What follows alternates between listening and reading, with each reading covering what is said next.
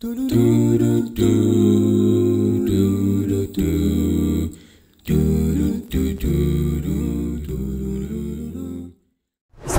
alhamdulillah, alhamdulillah, wassalatu wassalam ala rasulillah, asyhadu an la ilaha illallah, wa asyhadu anna muhammadar rasulullah. Assalamualaikum warahmatullahi wabarakatuh. Ang papuri at pasasalamat sa ating dakilang tagapaglikha kay Allah subhanahu wa ta'ala, at nawa ang kapayapaan, ang pagpapala ay mapa sa huling propeta Muhammad sallallahu alaihi wasallam, sa kaniyang pamilya, sa kaniyang mga kasamahan, sa kaniyang mga tagasunod, at sa mga tao na tumatahak sa tuwid na landas hanggang sa huling araw. So, alhamdulillah, sa oras na ito na ibinigay sa atin upang magbahagi muli ng mga kaalaman na mahalaga sa ating pananampalataya. At sa oras na ito, ang paksa na ating tatalakayin ay hanguin natin sa dalawang bagay na pinagkukunan ng kaalaman sa pananampalatayang Islam. So, sinabi ng huling propeta Muhammad sallallahu alaihi wasallam, may iiwanan akong dalawang bagay sa inyo, na kung ito'y inyong pangahawakan ay hindi kayo maliligaw. Ito ang salita ni Allah, ang tinutukoy ay ang banal na Quran, ang huling kapahayagan, at ang kaniyang kaparaanan o ang pamamaraan ng propeta Muhammad sallallahu alaihi wasallam na tinatawag na sunnah, at ito ay nalimbag sa mga ahadith. So sa araw na ito, ang ating paksa ay napakahalaga dahil ito isa sa katangian ng pananampalatayang Islam, ang tungkol sa kapatiran sa Islam. So isang paanyaya sa ating mga kapatiran, lalo na sa mga bagong Muslim at sa mga kababayan natin na naghahanap at nagsasaliksik ng kaalaman tungkol sa pananampalatayang Islam. Naway ang ating mga maibabahaging kaalaman ay magbigay sa atin ng pangunawa kung ano ang pananampalatayang Islam, at magdagdag sa ating pananampalataya at higit sa lahat ay takot kay Allah. Okay? At sa loob ng Quran, si Allah na ang nagpahayag at sinabi niya, "O sangkatauhan, nilikha namin kayo mula sa isang pares ng lalaki at babae, at ginawa namin kayo ng maraming bansa at mga tribo upang magkakilala ang bawat isa sa inyo, at hindi upang hamakin ang bawat isa. Katotohanan, ang pinakamarangal sa inyo sa paningin ni Allah ay yaong sumasampalataya na mayroong takwa." Ang kahulugan ng takwa, siya na mayroong takot kay Allah at gumagawa ng lahat ng uri ng kabutihan na ipinag-utos sa Kanya. Katotohanan, si Allah ay tigib ng kaalaman at lubos na nakababatid sa lahat ng bagay. So, makakarinig po tayo ng mga ilang paalaala mula sa huling propeta Muhammad sallallahu alaihi wasallam at mula sa banal na Quran kung ano ang kahalagahan ng kapatiran. Kaya sa pananampalatayang Islam ay ibinabawal ng mahigpit at ito ay hindi sinasang-ayunan ang katuruan ng hindi patas na hustisya. Kaya katakutan natin na ito ay ating magawa at katakutan natin ang parusa mula kay Allah. Okay? At sinabi ni Allah sa loob ng Quran, "Huwag ninyong akalain na si Allah ay hindi nakababatid sa mga ginawa ng mga zalimon." Sino yung mga zalimon? Sila na mga makasalanan at gumagawa ng karahasan at mga pagtatambal at paglayo sa mga inutos at sa mga pagsamba kay Allah. Datapwat kanya binibigyan sila ng palugid hanggat sa araw na ang mga mata ay tititig sa pagkagimbal. So binibigyan sila ng pagkakataon na bago dumating ang araw ng paghukom ay sila ay makapagbalik loob sa kanilang Panginoon kay Allah subhanahu wa ta'ala. Muli sa loob ng Quran, sinabi ni Allah, "O kayong mga nagsisimpalataya, manindigan kayo ng matatag sa katarungan bilang mga saksi kay Allah, kahit ito may maging laban sa inyong sarili, sa inyong mga magulang at sa inyong mga kamag-anak, at maging mayaman man o mahirap." So dito, inuutos sa atin ni Allah na hawak natin ang katotohanan. Kaya wag tayo dapat matakot sa mga tao na mayroong kapangyarihan o sila man ay nasa mataas na estado dito sa ating sa kalupaan, at huwag tayong matakot sa mga tao, maging sila ating mga kamag-anak, pamilya, kung hawak natin ang katotohanan. Okay? At sinabi ng Propeta Muhammad sallallahu alaihi wasallam, isinusumpa ko kay Allah na may hawak ng aking kaluluwa ng isang alipin ay hindi magiging isang tunay na nananampalataya hanggat hindi niya naisin sa kaniyang kapwa kung ano ang kaniyang nais sa kaniyang sarili. So maliwanag po, ang kapatiran sa pananampalatayang Islam ay ang katulad ng pagmamahal ng isang tao sa kaniyang sarili. At para tawagin siya isang nananampalataya, ay ganun din ang dapat ang pagmamahal sa kaniyang kapwa. Okay? At sinabi ng Propeta Muhammad sallallahu alaihi wasallam na kung minamahal mo ang iyong kapatid, ito ay iparating o ito ay sabihin mo sa kaniya. Okay? Kaya sa pananampalatayang Islam ay madalas natin itong sinasabi na ikaw ay aking minamahal para kay Allah, o ang aking trato sa iyo o ang aking pagkilala sa iyo ay para kay Allah. Okay? At sinabi ng Propeta Muhammad sallallahu alaihi wasallam, hindi nananampalataya ang isa na puno ang kaniyang tiyan, samantalang ang kaniyang kapitbahay ay nagugutom. So dito maliwanag na ang kapatiran ay sila na nararamdaman nila ang nararamdaman ng kaniyang kapatid o ng kaniyang kapwa. Okay, so sinabi ng Propeta Muhammad sallallahu alaihi wasallam, ang isang Muslim ay kapatid sa kaniyang kapwa Muslim. Hindi niya ito sinasaktan, hindi niya ito ibinibigay sa kaniyang kaaway, at sino mang magbigay sa pangangailangan ng kapwa Muslim, ibibigay ni Allah ang kaniyang pangangailangan. At ang sino mang mag-alis ng kahirapan sa kapwa Muslim, aalisin ni Allah sa kaniya ang ligalig sa araw ng paghuhukom. At gayon din, sino man ang magtago ng kamalian ng kapwa Muslim, tatakpan ni Allah ang kaniyang pagkakamali sa araw ng paghuhukom. At sa loob ng Quran, si Allah ay nagsabi, at ang bayang ito, sila ay aming winasak nang sila ay gumawa ng kamalian, at kami ay nagtakda ng taning na panahon tungo sa kanilang pagkawasak. At isa sa kadahilanan ng pagkawasak o pagkasira ng mga pamayanan ay dahil sa pagwatak-watak o sa pagkahihiwalay-hiwalay ng mga kapatiran.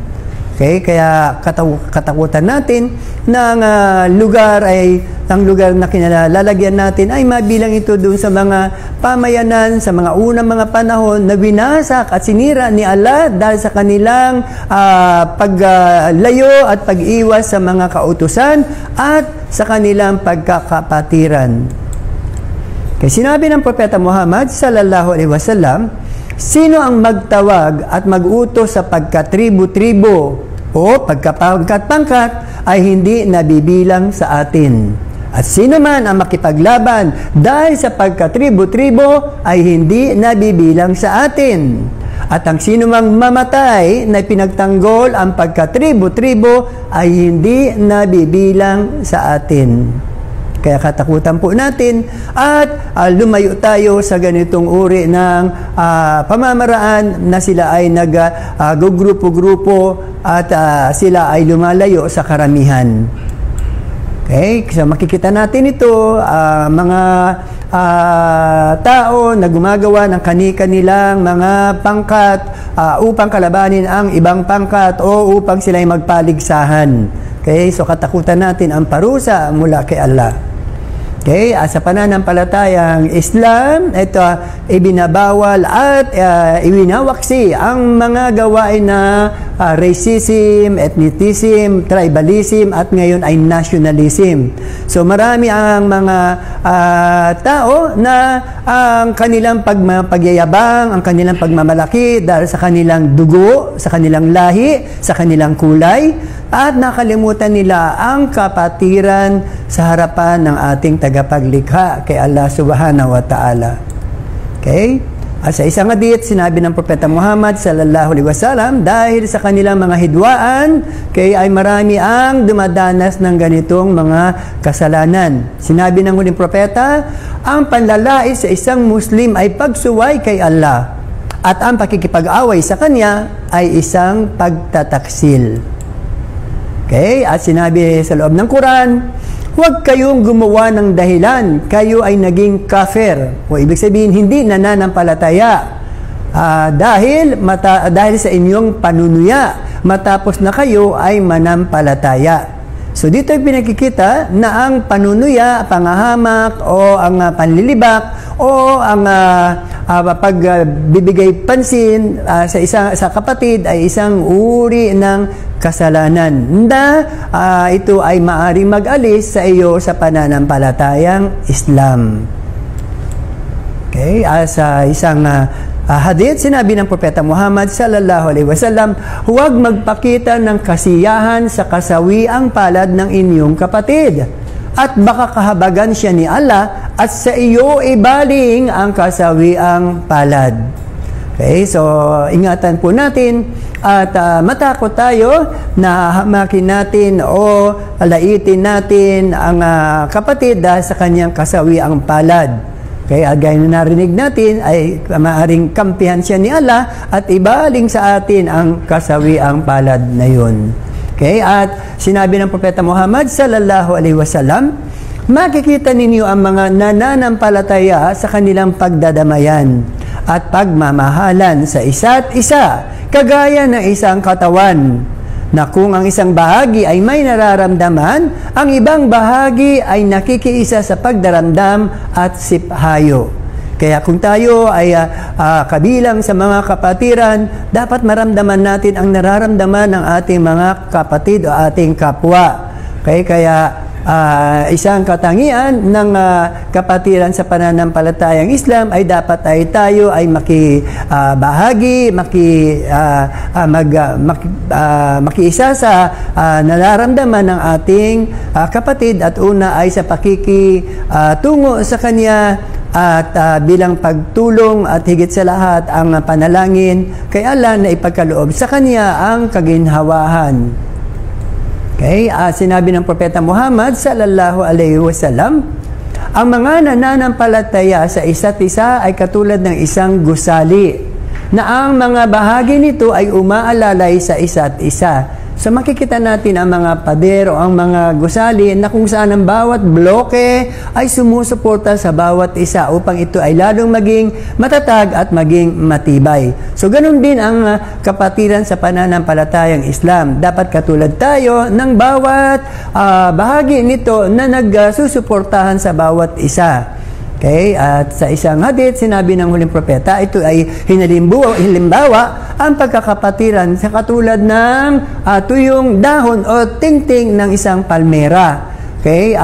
Na kung saan, katulad ng walis tingting, na pag ang isang hibla nito ay iyong baliin, ay madaling baliin. Ngunit pag ito'y pinagsama-sama at ito'y iyong babaliin, ay mahihirapan o maaring ito ay hindi mangyari. Okay, so ganito ang kapatiran na pag nagsasama-sama, sila ay nagiging matatag at sila ay nagiging malakas.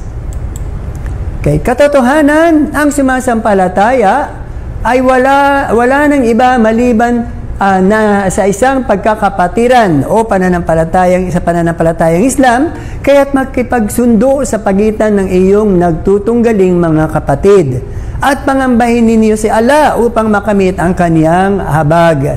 Okay, so bilang kapatid, at kung meron tayong dalawang kapatid na merong alitan, hidwaan, tayo na pangatlo ay na siyang nakamasid at nakatingin, ay kailangan natin silang tulungan, at sa pagtulong ay kailangan natin bigyan ng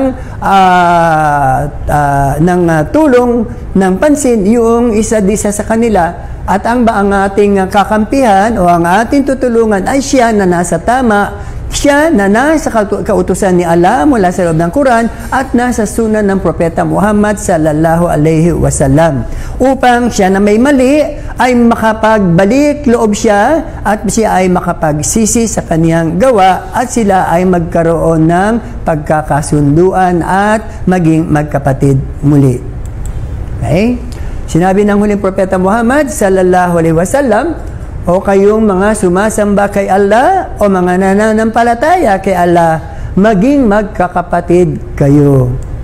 Okay? At sa isang hadith muli, sinabi ng huling propeta, tulungan ng inyong kapatid, maging siya ay mapang-api o inapi. At may isang tao na tumutol o sugo ni Allah, tutulungan ko siya kapag siya ay naapi. Subalit paano ko siya tutulungan kung siya ang gumagawa ng pang-aapi? At sinabi ng huling propeta, pigilin mo siya sa pang-aapi. Iyon ang tulong mo sa kanya. Okay? At sa isang hadith, ang isang Muslim ay kapatid sa kapwa Muslim. Hindi niya ito ginagawa ng masama, tinatalikuran o hinahamak. Ang kabanalan ay matatagpuan dito. So itinuro ng huling propeta ang 3 beses ang kaniyang dibdib.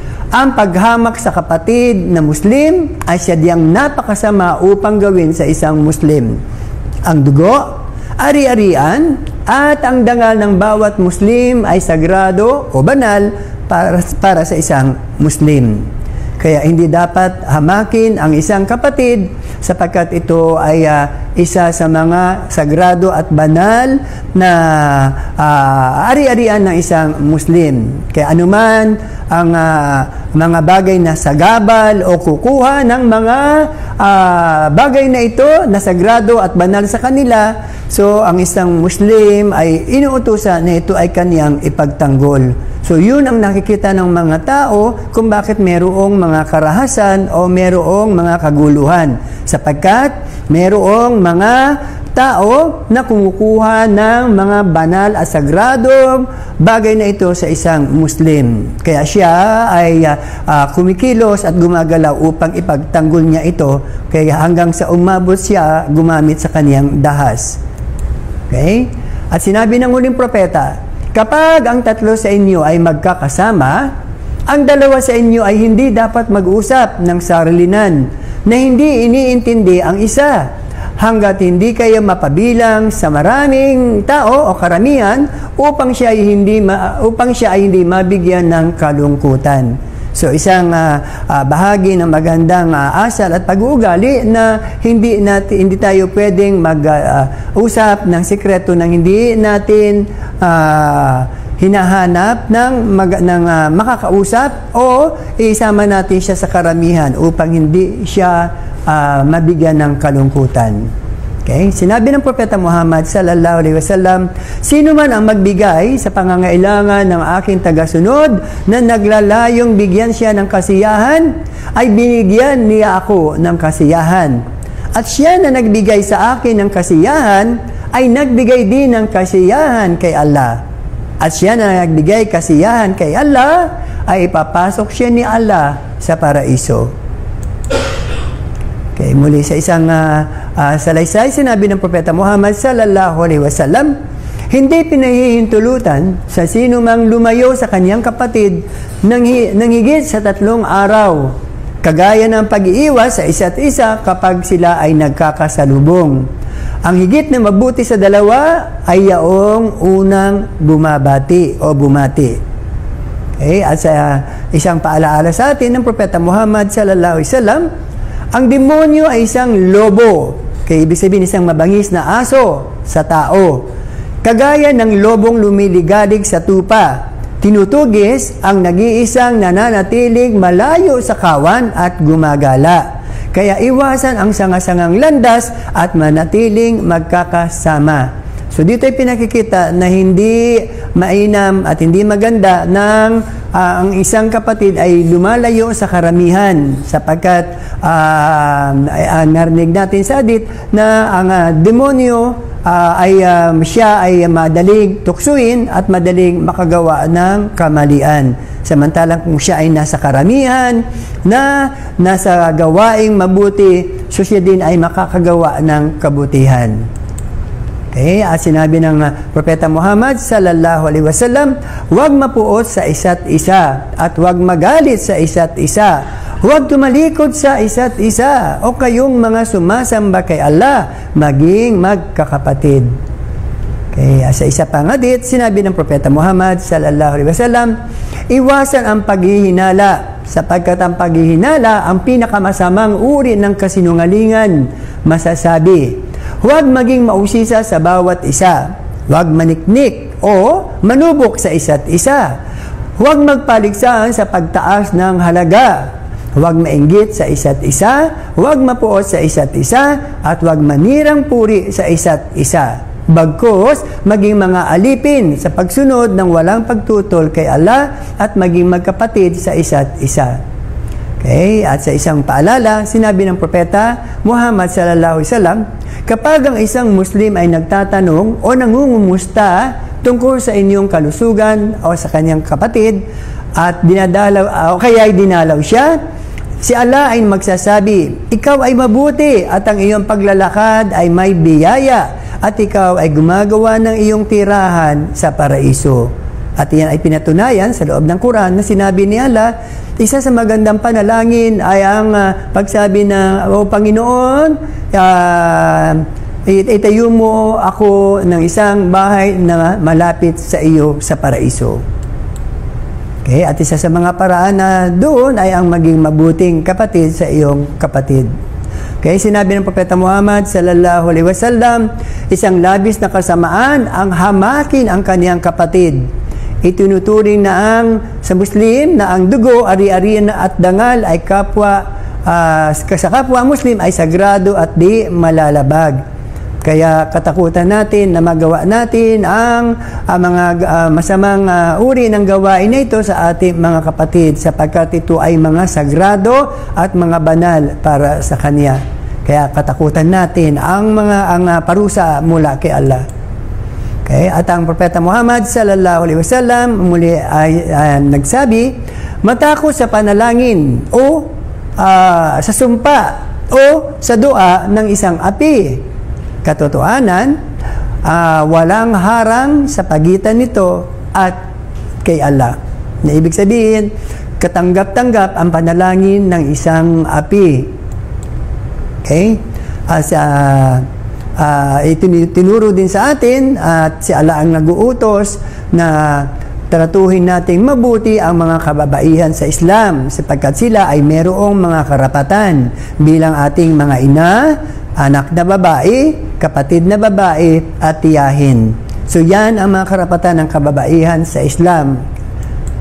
Okay, sa mga narinig natin, nawa ay magkaroon tayo ng mga paalaala at babala kung paano natin tratuhin ang ating kapatid at ang ating kapwa. At muli, sa panguli, inuulit ko lamang ang sinabi ng huling Propeta Muhammad sallallahu alaihi wasallam na hindi tatawaging nananampalataya ang isa hanggat hindi niya ninanais sa kaniyang kapwa ang ninanais niya sa kaniyang sarili.